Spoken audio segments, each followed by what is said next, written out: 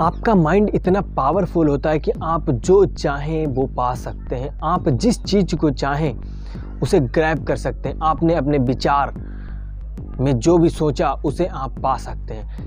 जो चाहे वो सब हो सकता है अगर आप अपने माइंड को अच्छे तरीके से कमांड देते हैं। आज यही बात करने वाले हैं। मैं अवनीश प्रजापति स्वागत करता हूं आपका अपने YouTube channel Avneesh Prajapati Lucky में। अगर आप फर्स्ट टाइम आए हुए हैं हमारे चैनल पे तो लाइक करिए, कमेंट करिए, शेयर करिए। हमारा माइंड इतना पावरफुल होता है कि हम जो भी चाहें वो सारी चीज़ें प्राप्त कर सकते हैं अपने माइंड के थ्रू। हमारा माइंड इतना पावरफुल होता है कि हम जिस चीज़ को सोच सकते हैं उस चीज़ को हम कर सकते हैं। हमारा माइंड इतना पावरफुल होता है कि हम यहाँ बैठ करके और कहीं दूर की चीज़ों के बारे में चिंतन कर सकते हैं। हमारा माइंड इतना पावरफुल होता है कि हम यहाँ बैठ करके वर्तमान से भविष्य के बारे में सोच सकते हैं और कैसा हो सकता है ऐसा हम अपने माइंड के थ्रू कर सकते हैं। क्या होता है देखिए मैं आपको बताऊं। हमारा माइंड दो भागों में बटा होता है, कॉन्शियस माइंड और सबकॉन्शियस माइंड, चेतन मन और अवचेतन मन। ये क्या होता है? चेतन मन क्या होता है? कॉन्शियस माइंड क्या होता है? आखिर कॉन्शियस माइंड वो होता है जब हम लॉजिक लगाते हैं, किसी के बारे में चिंतन करते हैं, इसे कॉन्शियस माइंड कहता है। सब कॉन्शियस माइंड चिंतन करने के बाद जो हम डिसीजन लेते हैं वह हमारा सब कॉन्शियस माइंड करता है और डिसीजन लेने पर हम उस पर एक्शन ले चुके होते हैं।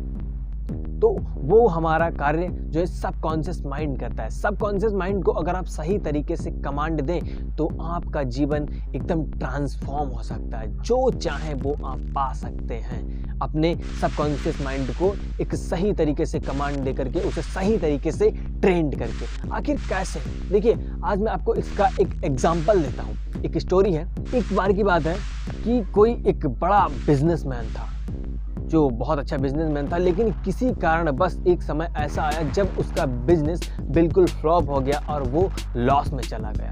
लॉस में जाने पर अब उसे फिर से अपना बिजनेस खड़ा करना था और उसके पास कुछ शेष राशि ही बची हुई थी जिससे वो हार चुका था कि इस पैसे से अब ज़्यादा कुछ नहीं हो सकता है। तब उन्होंने बैंक से भी लोन मांगा लेकिन बैंक से लोन नहीं मिला। बहुत जगहों पर गए लेकिन उन्हें कुछ लोन नहीं मिला। तब वो वहाँ से हार के बैठे हुए थे एक पार्क में, सोच रहे थे, इस पर चिंतन कर रहे थे। तभी एक वृद्ध व्यक्ति आते हैं और उनसे पूछते हैं क्या बात है, तुम इतने निराश क्यों हो? तभी बिजनेसमैन अपने बारे में सारी चीज़ें उस वृद्ध व्यक्ति को बताते हैं और कहते हैं कि मुझे बैंक ने लोन नहीं दिया और मेरा सारा बिजनेस फ्लॉप हो चुका है। अब मैं क्या करूं? अब मैं अपनी ज़िंदगी में हार चुका हूं। तभी उस व्यक्ति ने कहा अगर तुम कहो तो मैं तुम्हें उतनी रकम दे सकता हूं। तो उसने कहा क्या?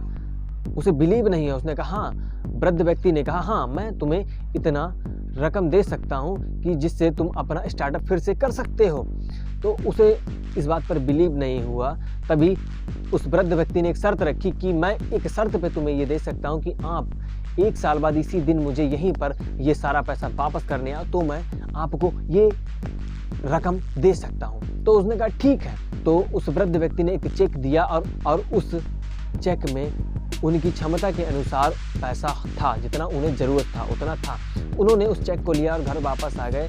तभी उस बिजनेसमैन व्यक्ति ने एक विचार किया कि मैं अपने आप से हार चुका था, मैंने खुद पे बिलीव नहीं किया और एक वृद्ध व्यक्ति जिसने मुझे इतनी बड़ी रकम दे दी और मुझ पर विश्वास कर गया, तो क्यों ना मुझे विश्वास करना चाहिए। तो उस व्यक्ति ने एक विचार कर लिया कि अब मैं इस चेक वाले पैसे को तभी खर्च करूंगा जब मुझे सख्त जरूरत पड़ेगी, वरना जो मेरे पास शेष बचा हुआ है उसी से मैं मेहनत करके साम्राज्य खड़ा करने की कोशिश करूंगा।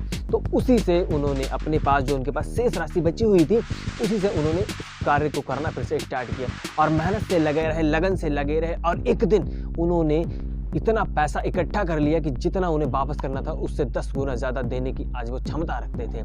और फिर इसी तरह एक दिन वो भी आ गए जब उन्हें वह पैसा वापस करना था और वह उसी दिन पर उसी पार्क में जाकर के पहुंच गए और वहां पर उस वृद्ध व्यक्ति को ढूंढने लगे। तभी नहीं मिला और बाद में लास्ट में काफ़ी मशक्कत के बाद वो व्यक्ति मिले, लेकिन उन्होंने जो वहां पर देखा वो चौंकाने वाला था। क्या था? वहां पर उस वृद्ध व्यक्ति को पागल खाने के कुछ सिक्योरिटी के लोग होते हैं वो उन्हें पकड़ रहे थे। तब उन्होंने कई अन्य लोगों से पूछा कि भाई साहब ये क्या है, इन्हें ये लोग क्यों पकड़ रहे हैं?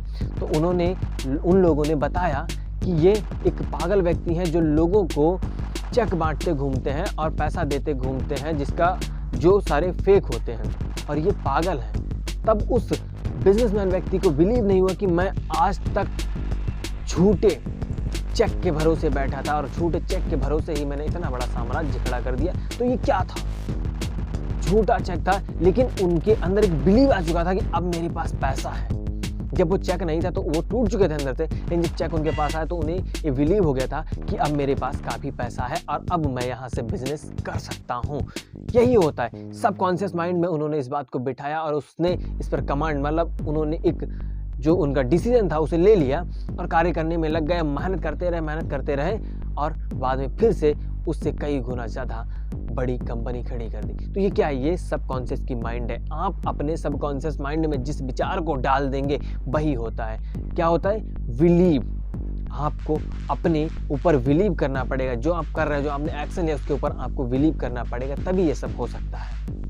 आप भी अपने सबकॉन्शियस माइंड पे जोर दीजिए और पॉजिटिव सोचिए, थिंकिंग पॉजिटिव रखिए, क्योंकि जब आप अच्छी बातें, अच्छे विचार सोचते हैं तभी अच्छा कार्य होता है।